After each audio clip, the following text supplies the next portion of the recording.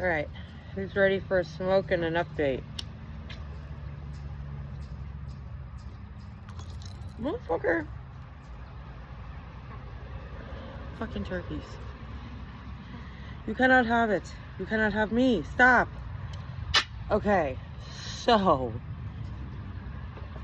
we're gonna have a quick catch up because it's been a lot and there's been a lot going on, and I haven't had a chance to update anybody. And my post the other day was rather vague, so we're gonna go through Mom's calendar and I'm gonna tell you the events of the last month, because not even the last month, probably the last 6 weeks, because y'all's nephew met a boy. Y'all's nephew met a girl. Sweetest little thing. She's got a great attitude. We love her to pieces. But when he met her, she was in a horrible domestic violence situation and was trying to get out of it. Okay, so she meets Junior, she meets the family, she stays for a few days. Junior decides that he's not sure if that's what he wants, so she goes back out to friends for a week-ish or so, wherever she went. She ended up back at the abuser's house, and Junior got a phone call on the 6th, and Mr. fucking Beats on Women decided that he was gonna knock her around, and I just happened to be home and next to Junior when they called, and I asked her straight up, did he hit you? And she reluctantly shook her head yes. And I said, okay, you're gonna calmly grab your shit if you can. I'll be there in 10 minutes. So I fucking drove over there, got out of the truck, and I heard fucking screaming, so I called the cops. Because I know that this guy has a massive, massive record, right? Didn't, realize that the police have been all over him. So here comes 4 to 5 of the town that we were in police. Then the town that's next to us, the town that we live in, 4 or 5 of them show up. 2 stadies show up with a fucking drug dog, beanbag guns, fucking all of the things, surround the fucking house to take the fucking guy because he's got a fucking record. He was only supposed to be out on a fucking day pass because the judge let him go to fucking drug rehab. That worked out fucking well. So we pull her out of that situation, take her to the hospital, do all the things, comfort her for the weekend, make sure she's okay. Then Mom takes her to get a fucking restraining order Monday morning, because they're not in this fucking house. I'll be damned if I allow my friends, my children's friends, whoever, to live in a situation like that. Absolutely fucking not. So we go get a restraining order Monday. That was the 6th. Okay, the 8th we get a restraining order. Temporary, whatever. That's how it works. Then we have another court date.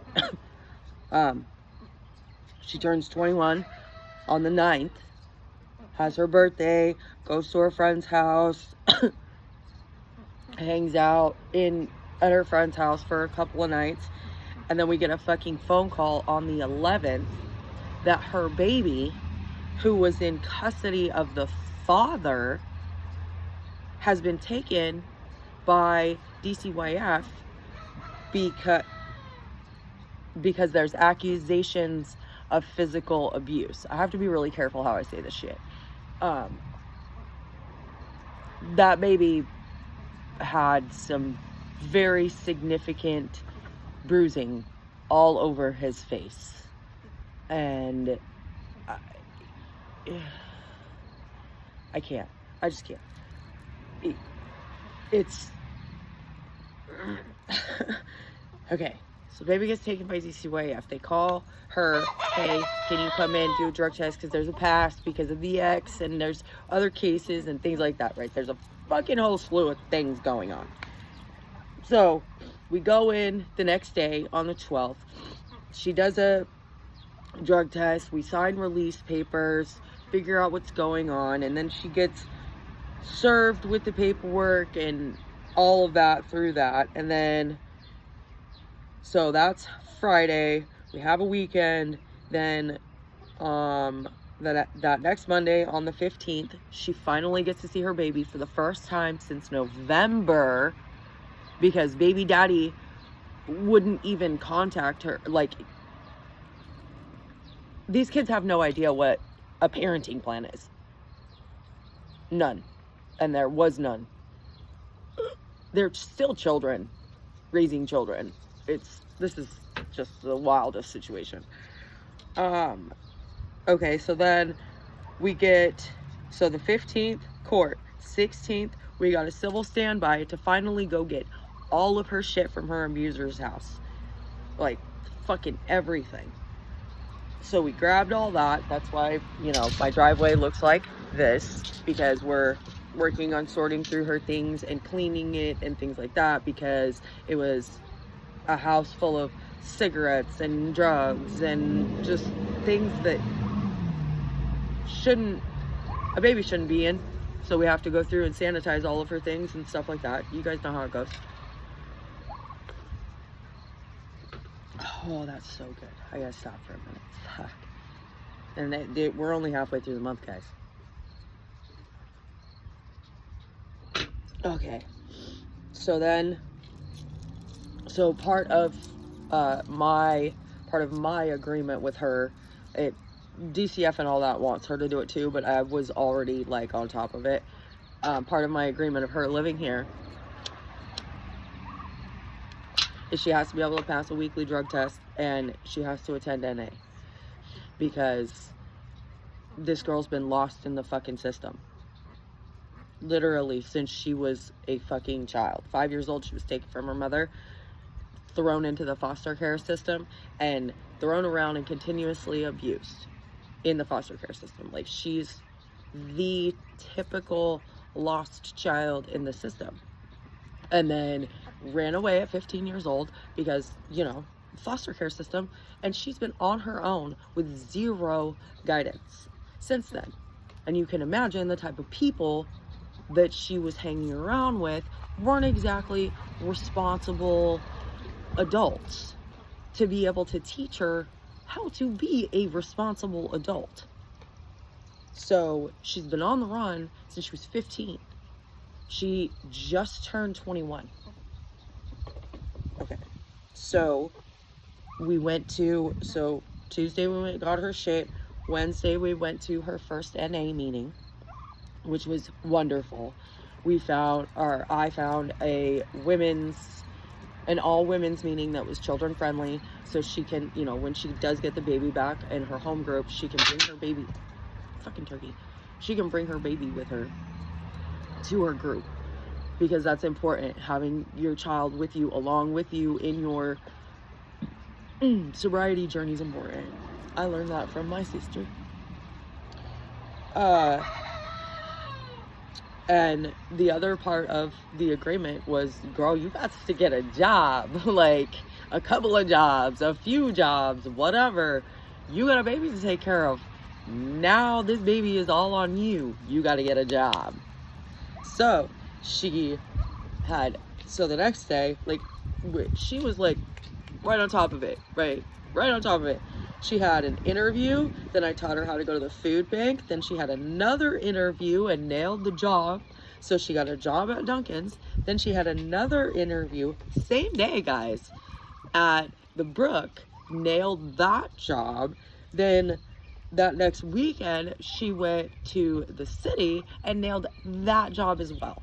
So she got to pick from 3 different jobs that she got in less than 3 days. She got to learn how to pick the best job. So she's gonna go work at the city, and she's gonna go work at Dunks because it's closer to home than the Brook is, and it pays more, and she learns some great things. So she starts her 2 jobs this week and next week. And then my son decided he didn't like his job no more because he's not getting hours and he's not getting pay, and all of a sudden there's this girl that he's in love with that has a baby. So he got a job at Pronto, and he is now working full-time plus changing oils, and he absolutely fucking loves it. He is so ecstatic to be back in the mechanic field. He absolutely fucking loves it. And then let's see. Okay, so we're on the 18th. Then, you know, some random shit. I gave her a day off because I've been making sure that she's on top of her mom things. Like, we're calendaring, we're taking making to-do lists and doing all of the things, right? To teach her, because nobody's taught her how to do any of this. So she doesn't know how to keep her life in order, let alone keep a life in order that's in complete fucking chaos because of other people. So Junior started working. We got through that weekend. Then on the 22nd, we went into the PD because they had her cell phone that they had confiscated from a prior domestic violence incident. There we go. So we went to pick that up for her.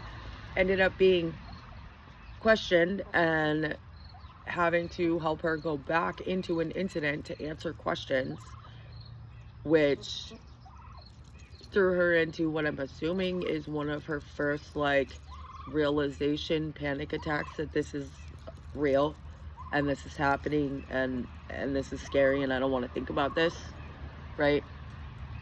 All of us victims know exactly how it is to have to mentally go back to that situation and identify things, or, you know, tell police where you were or whatever.